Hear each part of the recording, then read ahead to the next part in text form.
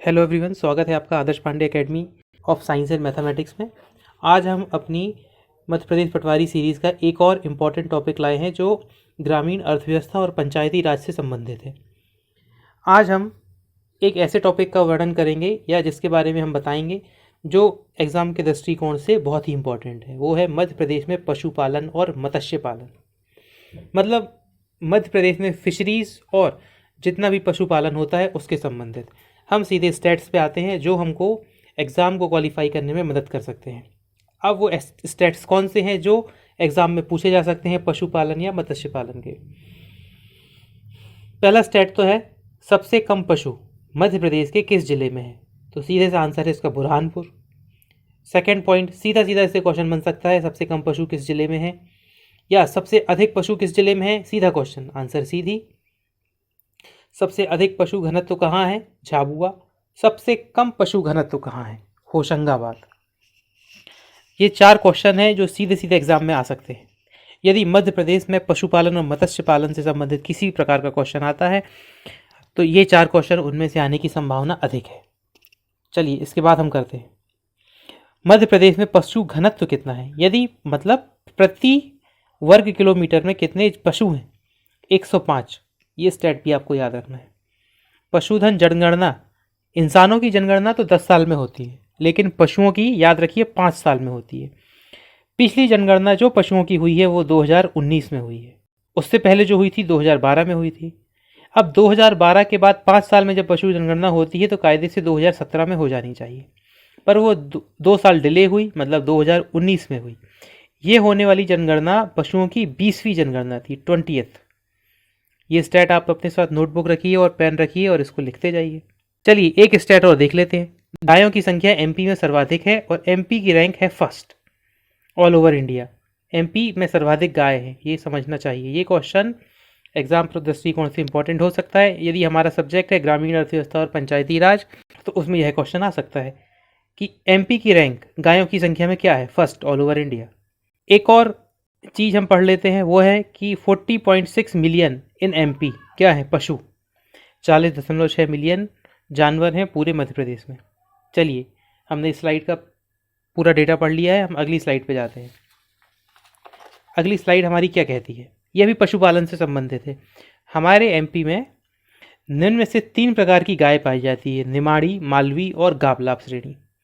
जिसमें से निमाड़ी गायें खरगोन और खंडवा में पाई जाती हैं, जिनका उपनाम निमाड़ की रानी है। निमाड़ी गाय खरगोन खंडवा में पाई जाती हैं, जिसका नाम निमाड़ की रानी है। और एक बात आपको याद रखने लायक है कि खंडवा और खरगोन में से खंडवा है पूर्व निमाड़ और खरगोन है पश्चिम निमाड़। जो खंडवा खरगोन का नामकरण होने से पहले इनके नाम थे पूर्व निमाड़ खंडवा, पश्चिम निमाड़ खरगोन। एग्जाम के दृष्टिकोण से बहुत इंपॉर्टेंट है, इसको पढ़ लीजिए। इसको अपनी नोटबुक में आप लिख भी सकते हैं। अब आपको ये पता होना चाहिए निमाड़ी गाय जो होती है एक बार में 600 से 900 लीटर दूध, एक अपने दुग्ध काल में 600 से 900 लीटर दूध देती है। एक दिन में वो डेली 4 से 5 लीटर दूध देती है। अब इस गाय की पहचान ये है कि इसमें रेड और वाइट मार्क होते हैं। किसमें, निमाड़ी गाय में। एक गाय हो गई हमारी निमाड़ी। दूसरी इंपॉर्टेंट गाय है मालवी। ऑब्वियस है, मालवी गाय हैं तो मालवा क्षेत्र में पाई जाती है। इस क्षेत्र में पाई जाने वाली यह मालवी गाय की पहचान है स्लेटी रंग और काले रंग की होती है। यह शाजापुर, राजगढ़ और मंदसौर जिले में अधिकता में पाई जाती है। एक और श्रेणी की गाय है गाबलाब, जो सिवनी और छिंदवाड़ा में पाई जाती है। मैं अभी भी बोल रहा हूँ, आप अपने साथ एक नोटबुक और एक पेपर या फिर एक पेंसिल रख के बैठिए और जो भी नोट्स इस वीडियो के माध्यम से आप देख रहे हैं उसका एक नोट्स बना के अपने पास ज़रूर रखिए। और नहीं रखते हैं तो वीडियो को बार बार देखिए, रिवाइंड कीजिए, फॉरवर्ड कीजिए, आपको सुनते सुनते सारी डिटेल याद हो जाएगी। अगला हम पढ़ते हैं गोट मीन्स बकरी। एक मध्य प्रदेश की बकरी की प्रजाति है जो बहुत ही इंपॉर्टेंट है, उसका नाम है जमुनापारी। यह भिंड जिले में मिलती है। यह बकरी 2.5 से 2.7 लीटर तक दूध डेली दे सकती है। तो हमारी गाय हो गई निमाड़ी, मालवी, गावलाब और एक बकरी भी हो गई गोट, जमुनापारी, जो बहुत फेमस है। ठीक है, चलिए हम नेक्स्ट स्लाइड में चलते हैं। अभी हमने उसमें एक बकरी का नाम वर्णन किया जमुनापारी, उसी प्रकार एक भेड़ का वर्णन करते हैं। भेड़ रेम्बुले टाइप की एक भेड़ मध्य प्रदेश में पाई जाती है। यह रेम्बुले भेड़ मध्य प्रदेश में पाई जाने वाली एक भेड़ है जो पशुपालन से संबंधित यदि कोई क्वेश्चन आता है कि रेम्बुले किस प्रजाति का जानवर है, भेड़, गाय, बकरी, तो आपको पता होना चाहिए रेम्बुले एक भेड़ है। एक और क्वेश्चन आ सकता है एग्जाम में जो हमारे पशुपालन से संबंधित है, सुअर संगोपन कार्यक्रम। इसमें सुअर पालन करने वालों को सरकार की ओर से सहायता प्रदान की जाती है जिससे उनका व्यवसाय आगे बढ़ सके। तो ये राज्य की एक स्कीम है, सुअर संगोपन कार्यक्रम। तो हमने इस चीज़ में पढ़ा, क्या पढ़ा कि भेड़ रेम्बुले है, संगोपन कार्यक्रम है एक जानवरों का, पिग्स का। और हमारे पास हमने पढ़ी मालवी गाय, निमाड़ी गाय, गाबलाप श्रेणी की गाय और जमुनापारी बकरी। ऑलमोस्ट हमने पशुपालन में मध्य प्रदेश में जो जो महत्वपूर्ण तथ्य हैं हमने उनको पढ़ लिया। इनसे एग्जाम में क्वेश्चन आ सकता है, याद रखिए रेम्बुले एक भेड़ की प्रजाति है, रेम्बुले। चलिए हम एक और क्वेश्चन पे आते हैं आगे। मध्य प्रदेश का एकमात्र जिला जहां पर गाय के लिए एम्बुलेंस सर्विस या गौ एम्बुलेंस सर्विस स्टार्ट की गई, वो कौन सा है? खरगोन।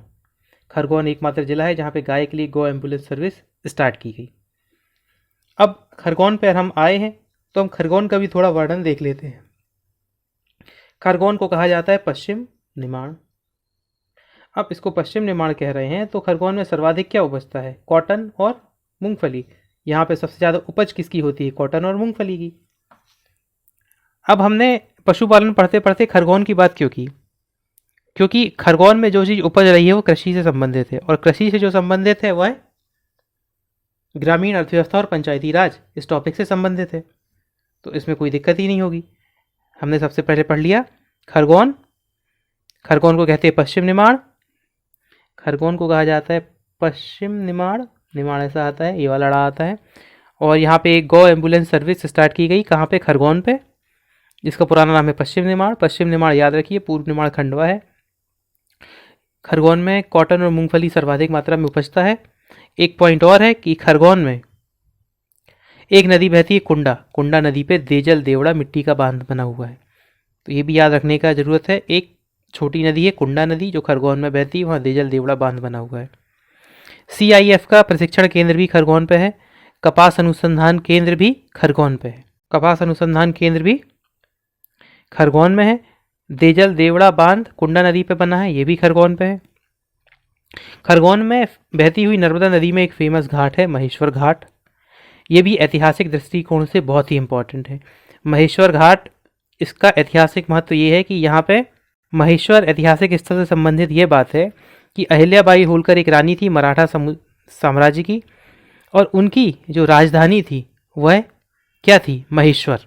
महेश्वर घाट जो खरगोन में स्थित है, महेश्वर रानी अहिल्याबाई होलकर की जो मराठा शासक थी, उनकी राजधानी क्या थी? महेश्वर। ये एक स्टेट MPG के रिस्पेक्ट में काफ़ी इंपॉर्टेंट है। एक और स्लाइड पे हम आते हैं। पशुपालन की हमारी एक और साइड है कि national Kamdhenu breeding centre Itarsi पे है, ये हमको याद रखने की ज़रूरत है। होशंगाबाद और हरदा, 1998 में होशंगाबाद जिले को तोड़कर एक और जिला बनाया गया, वो जिला था हरदा।